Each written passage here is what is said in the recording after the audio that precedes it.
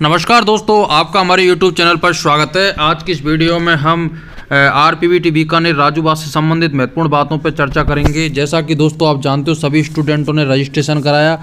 उसके बाद 23 तारीख को कुछ स्टूडेंटों के अलॉटमेंट लेटर जारी हुए। उनमें उन्हें 3 प्रकार की सीटें मिली। पहली बिल्कुल रेगुलर सीट, दूसरी प्राइवेट सीट, तीसरी पेमेंट सीट। तो दोस्तों जैसा कि आप जानते हो, 28 तारीख को जिन स्टूडेंटों का रजिस्ट्रेशन हुआ उनके 544 से ऊपर नंबर थे। इसके अलावा उनसे कम नंबर वालों का दोस्तों आज रजिस्ट्रेशन 29 तारीख को हुआ है। जैसा कि आप जानते हो दोस्तों, जिन स्टूडेंटों का रजिस्ट्रेशन 28 तारीख को हुआ, उसी दिन केवल उन्हीं स्टूडेंटों को बुलाया गया जिनकी रेगुलर सीट अलॉट हुई थी। जबकि कुछ स्टूडेंटों में से ऐसे भी थे जिनको प्राइवेट सीट अलॉट हुई। लेकिन दोस्तों जो आज स्टूडेंट गए उनको केवल पेमेंट सीट ही अलॉट हुई है। इसका मतलब ये हुआ दोस्तों, जिन स्टूडेंट जो आज गए जिनके 544 से कम नंबर थे उनको पेमेंट सीट मिली है, तो आज जाहिर सी बात है उनको रेगुलर सीट नहीं मिली होगी। आज उनसे 2 लाख रुपए की डीडी जमा कर ली गई है और रेगुलर सीट अभी आज एक भी रेगुलर सीट नहीं भरी गई है। ऐसा इसलिए हुआ है क्योंकि जो आज बुलाएं इससे ऊपर वालों को ही स्टूडेंटों को रेगुलर सीट नहीं मिली, तो आज कहाँ से मिलेगी। इसके अलावा दोस्तों नेक्स्ट काउंसलिंग होगी। उसके अलावा नेक्स्ट काउंसलिंग होगी जब आप 7 तारीख वाली काउंसलिंग का जो सेकंड राउंड होगा, 4th राउंड काउंसलिंग का, तो दोस्तों उसमें पता क्या होने वाला है।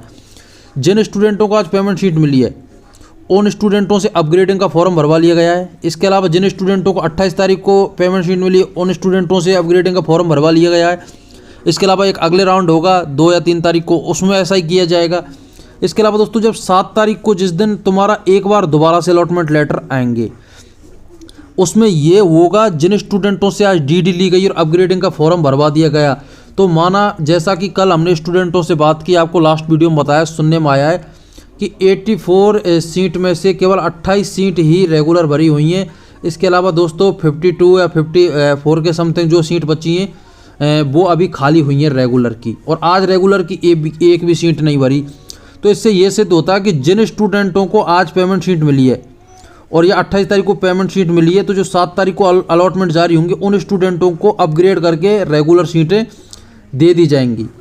दोस्तों जब रेगुलर सीटें उन स्टूडेंटों को, जाहिर सी बात है कि इंडिया का कोई भी एग्जाम है, चाहे वो मेडिकल का है चाहे वेटनरी का है, आपको हमेशा काउंसलिंग की नंबरों से ही कॉलेज मिलेगा, और जिन स्टूडेंटों के ज़्यादा नंबर होंगे प्रायोरिटी उनको ही दी जाएगी। तो दोस्तों इन स्टूडेंटों को ऑटोमेटिक अपग्रेड हो जाएगा। तो ये तो जायज़ सी बात है कि रेगुलर सीट जो आज और कल में जिन स्टूडेंटों ने काउंसलिंग कराई है 95% उन्हीं स्टूडेंटों के द्वारा अपग्रेडिंग के बाद भर ली जाएगी। तो दोस्तों आपका रेगुलर सीट का जो ऑप्शन है वो तो 95% बंद हो चुका। अब हम बात करते हैं पेमेंट सीट। तो दोस्तों पेमेंट सीट की ऐसी बात है कि जो पेमेंट शीट आज जिन स्टूडेंटों को अलॉट हुई है इनका 7 तारीख को ऑटोमेटिक अपग्रेड होकर रेगुलर मिल जाएगी।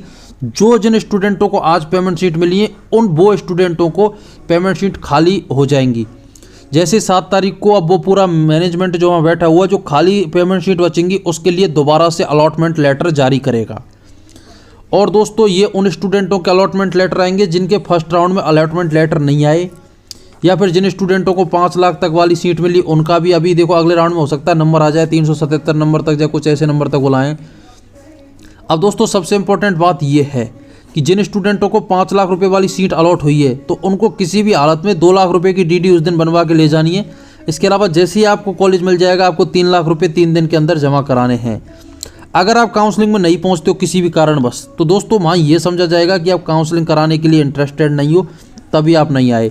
दोस्तों जैसा मैंने कई दोस्तों से बात की है मेरे से, उन्होंने बताया कि पहले दिन भी टोटल 40 के समथिंग स्टूडेंट आए हैं, दूसरे दिन भी टोटल 50 से 60 स्टूडेंट आए हैं।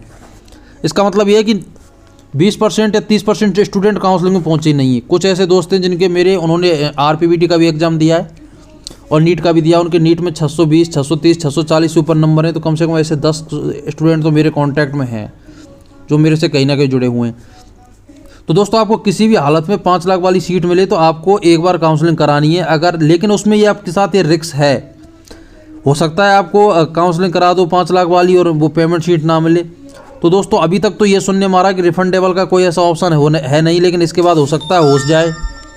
तो आपको दोस्तों हर तरीके से अपडेट रहना है। और इसके अलावा दोस्तों आज मेरी स्टूडेंटों से बात चल रही है, अभी मुझे 90% तो ऐसी श्योरिटी हो गई कितनी सीटें भर चुकी हैं, लेकिन अभी 10% और मैं 1-2 से बात करके आपको अभी 1 घंटे बाद एक वीडियो जारी करूंगा, उसमें मैं आपको बता दूंगा कि इतनी पेमेंट सीटें भर चुकी हैं। इसके साथ ही हमारी पूरी टीम दोस्तों काम पे लगी हुई है।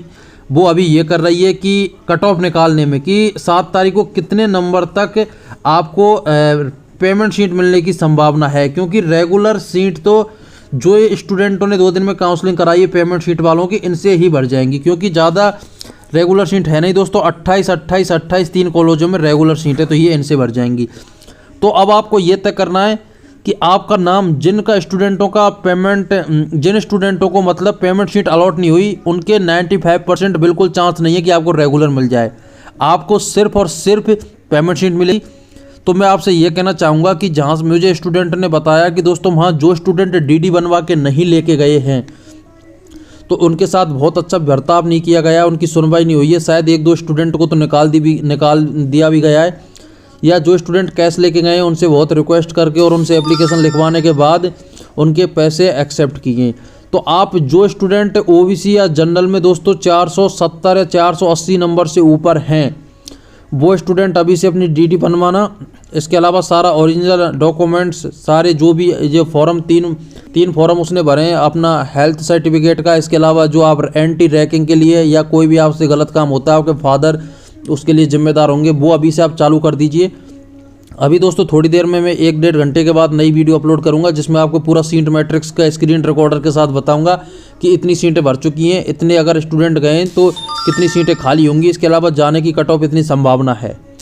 और इसके अलावा दोस्तों मैं आपसे ये निवेदन करूँगा कि अगर अभी तक आपने अपने नंबर और आपकी रैंक और कैटेगरी अगर आपने कमेंट बॉक्स में नहीं भेजा है तो प्लीज़ भेज दीजिए, जिससे कि मैं आपको एक बार कट ऑफ बताने में आपकी हेल्प कर सकता हूँ। और जो स्टूडेंट को कॉलेज मिल चुका है दोस्तों, आप भी अपना लिख दीजिए जो आपने वहाँ देखा है, या इसके अलावा जो वहाँ आपने सीखा है, जो आपके साथ हुआ थोड़ा सा, जिससे कि सारे स्टूडेंट मेरे कमेंट पढ़ते हैं।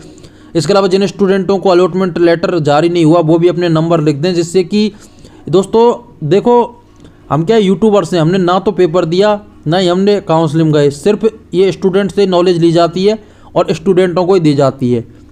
हमारे पास ऐसा कोई इश्यू नहीं है, सिर्फ आपसे हमें पता चलेगा और वो हम आप तक ही पहुंचाएंगे। तो दोस्तों हम चाहेंगे आप थोड़ी सी इस काम में हेल्प करें। अब मैं नेक्स्ट वीडियो दोस्तों लेके आऊँगा, उसमें मैं आपको बताऊँगा कि कितने रैंक तक जाएगी। और अगर अभी तक आप हमारे चैनल पर नहीं जुड़े, क्योंकि ये इकलौता ऐसा चैनल है जो आरपीवीटी की काउंसलिंग के बारे में स्टूडेंटों का सपोर्ट कर रहा है, साथ दे रहा है। और ये चैनल दोस्तों जब तक वीडियो बनाता रहेगा, जब तक आरपीवीटी के 5 लाख रैंक तक की लास्ट सीट नहीं भर जाएगी, जब तक राजू बास ये कह देगा एंड द गेम, अब कोई सीट नहीं बची है, तब तक आपके साथ इस यूट्यूब से कार्य या जो भी नॉलेज होगी अच्छी, इसके अलावा जो आपसे हमसे जितना बन पाएगा आपके लिए उतना करते रहेंगे। इसलिए हम आपसे निवेदन करेंगे कि आप इस यूट्यूब चैनल से जुड़े रहें, इसको सब्सक्राइब कर दें, साथ ही बेल आइकन को प्रेस कर दें, जिससे कि आपको हर तरीके की अपडेट मिल सके। मिलता हूँ दोस्तों नेक्स्ट वीडियो में।